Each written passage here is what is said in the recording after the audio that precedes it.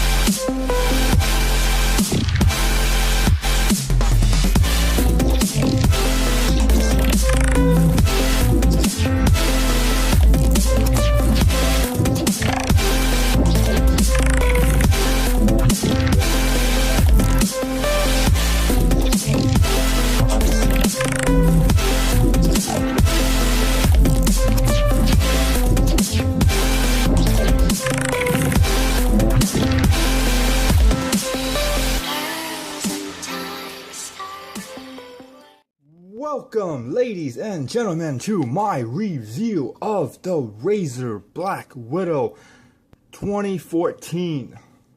Now, this particular keyboard, as you can see here, looks very attractive. It definitely does, from its black matte finish to those keycaps and its bright LED lights that I have to dim down because if it gets any brighter, it's gonna kill focus. Which is not good, but we all have to make dues. And I did notice that this particular version, they have the matte finish instead of the glossy finish. And for the most part, it did reduce the amount of dust it attracts, but it still attracts dust nevertheless. But it does make up for it with those beautiful bright green LED lights that you guys are seeing in the montage. Yes, you guys can see that. Also, the indicator lights, or should I say what indicator light, is really dim. Don't know if the camera actually caught that. Yeah, I think it did. But with gaming mode, it gets a little bit better though. And it's also not focusing too, which is all the more better.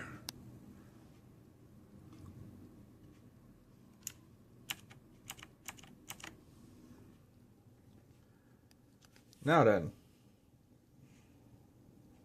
I did notice that some of the keys are not evenly aligned. As in, let's see here if the camera can pick it up. Now notice the rows of Alt, Window, and Control on the left. Now notice the row on Alt, Windows, not Windows, Alt, Function, right click, and Control. I'm gonna show you guys that one more time. There we go. Pay attention to the space bar and see how the rows that are on the right, it's more sunken in, which that could have been a batch problem, or it could have been this particular board, or it could have been every single board. That is something that's left unknown. And also, having USB pass-through and audio pass-through is quite nice. Although it's to the side here. Hopefully. Nope. Okay, I'm gonna have to lift it up. There you go. It's on the side instead of being on the top, which is nice to have nevertheless, but I would prefer it to be on the top, though, like Logitech, where it's easier to just hook up your mouse into. But then again, I guess we should all be thankful that we have it. Now we have media controls, lighting settings, macro mode, and gaming mode are all bound to the F keys and they can be accessed through the function key. And I did notice that the Razer logo does light up, which is very, very nice. It's a nice feature to have.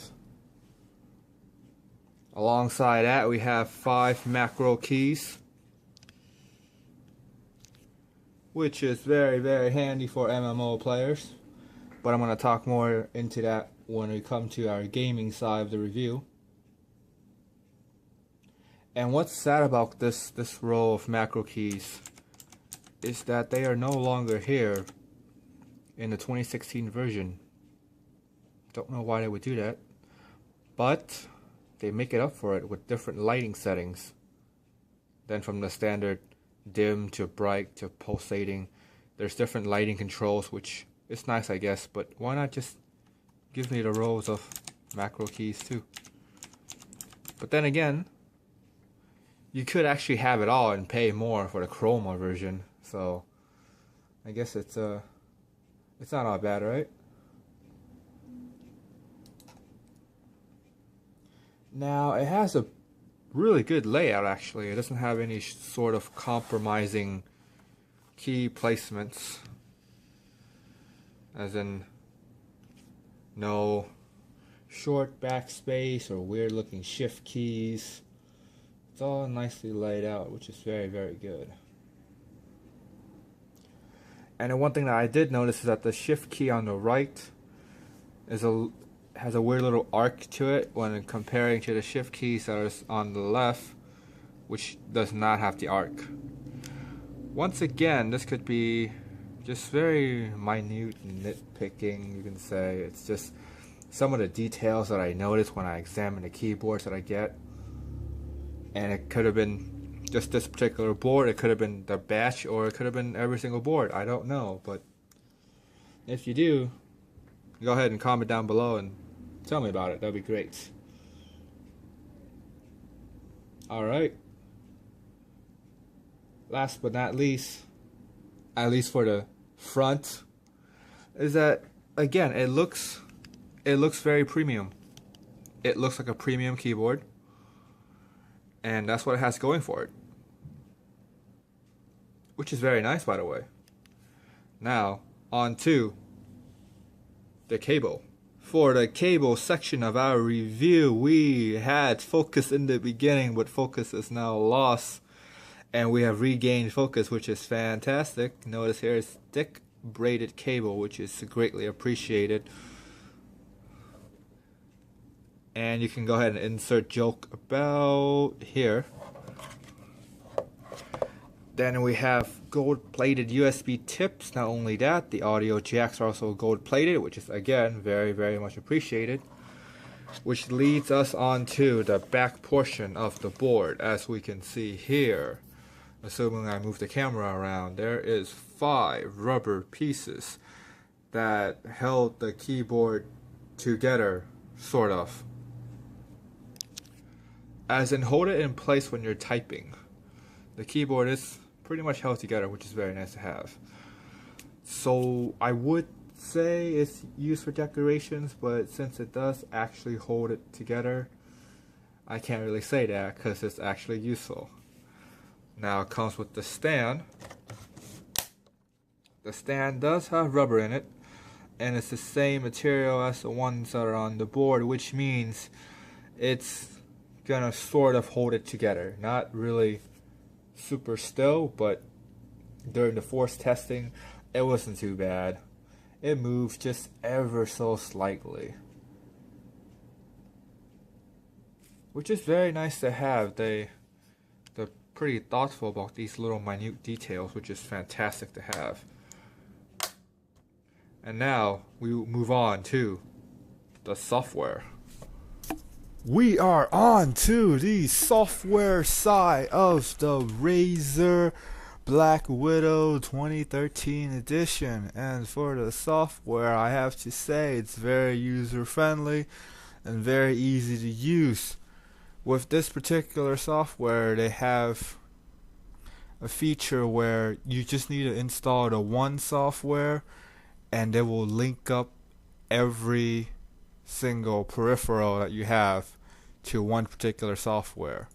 so you don't have to download multiple things if you're buying the same branded peripherals. Which, now that you really think about it, well, now that I really think about it, probably every company already does that. Probably. So is it even worth mentioning anymore? That's a really good question, and you will soon find out on the next video review. Anyways, now we're moving on to this particular software. You can macro every single key with a whole lot of different functions, and you can turn gaming mode to disable whatever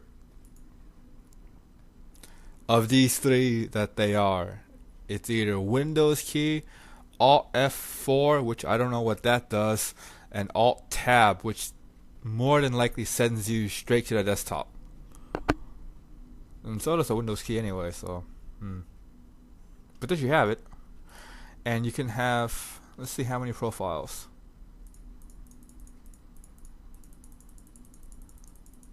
You can have a total of 7 more than 17. Okay, alright, you can basically have unlimited profiles. Is that true? I think so.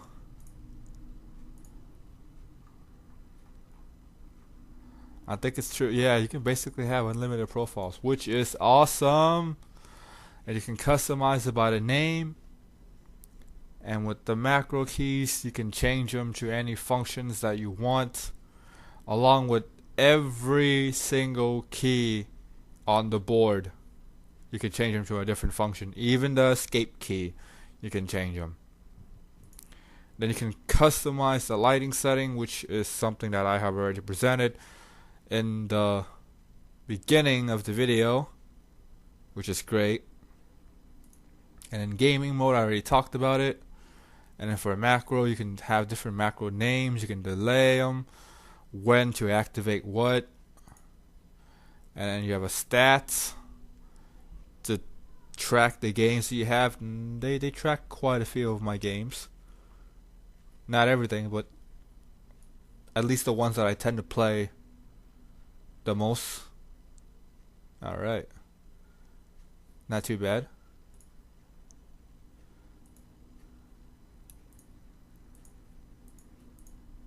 And then they have heat maps, which I don't know what this is. This is probably a mouse, right? Yeah, mouse is mouse click, mouse movements. Okay. So this is for a mouse. And stats is for the keyboard. Okay, which is fantastic.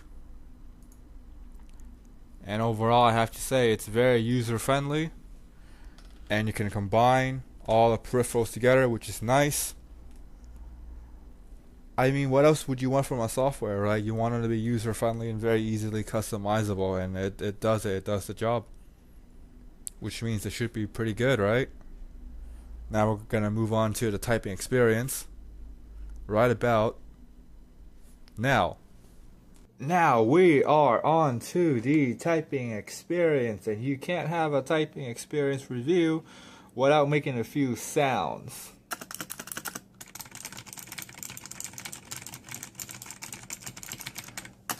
And I have to say the Razer Kailh green switch is very similar to the MX blues than the MX green, because it feels like a lighter blue.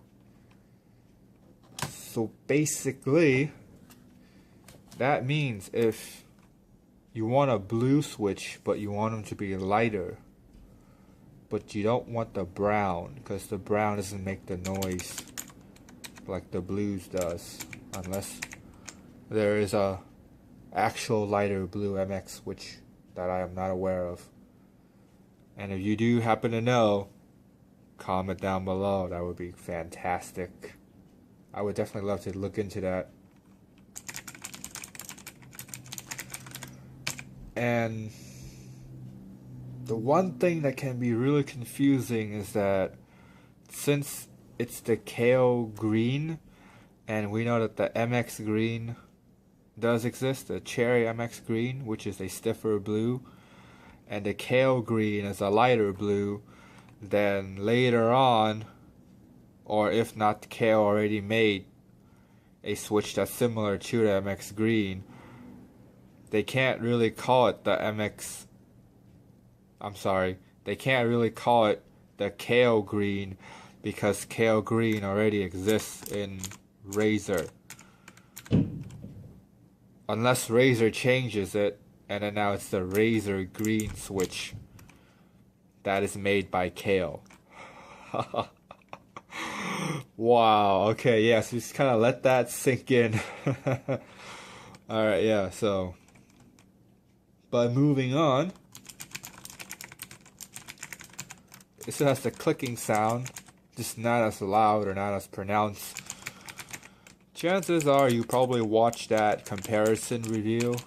If not, then I'm gonna say basically the same thing, which is Cherry MX Blue does sound louder, and I do like the noise of the MX Blue a little bit more than this one. This one seems a little bit muted.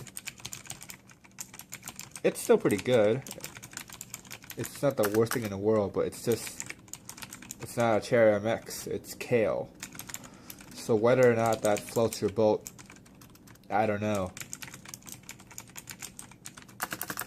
Does it float my boat?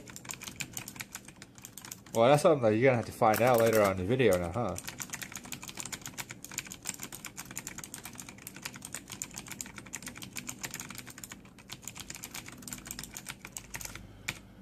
And we are on to the gaming experience. For the gaming experience, I really do appreciate the fact that they have those macro keys. And you can macro any key within the board, which is fantastic for MMO players. Since they switched to the Razer branded switch that's made by Kailh, that's quite a mouthful. Go ahead and insert joke here. Now, it feels lighter. It feels a bit faster. Not as fast as red or browns. And it's also not as stiff as blacks. So I gotta say, it's probably not the best for RTS players. The keys are soft enough. You can probably hold them for long durations. But when I do play FPS on it, it feels slightly uncomfortable after around the hour and 30-minute mark.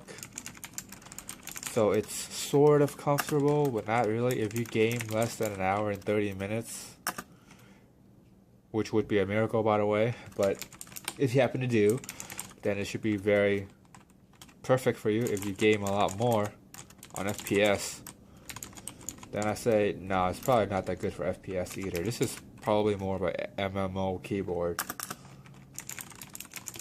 For those MMO players out there, this is right up your alley. Of course, we now come to the final verdict. They get it or forget it. This particular board retails for $129.99, and I am well aware that there are sites where you can get it for much cheaper than that. But for the sake of the review, I have to grade it as the retail price, not the sales price. Because anything can be on sale, which will definitely steer you towards the direction of either or not you want to buy it. But for this particular review, I'm going to set the price at $129.99 because that's the retail. And it has a lot of features. I have to say, it has a lot of features, and it's deserving of the title gaming keyboard, because there are some keyboards out there, I'm not going to name names, but literally the only thing that makes them gaming is probably the switch type. You guys probably figured that one out already. And I somehow managed to pass that one, so I'm starting to regret that decision, but I guess what's done is done, and since I give that board a passing grade, then what does it say about this one? With a lot of features, and it's pretty hard to find another board with this many features actually. Macro keys, braided cable, USB, audio pass-through, gold tip USB and audio jacks, macro keys, dedicated macro buttons. Man, it's pretty hard to find someone that fits all the bill. And when I say in the beginning that it's premium looking, it does look very premium, but it doesn't feel that premium though once you start typing on it. I wouldn't say it feels cheap, but it doesn't feel $130 premium. And once again, the Kailh green switch might just be a turn off for some of you. So, this is a really hard one, but again, insert joke here. I'm going to have to say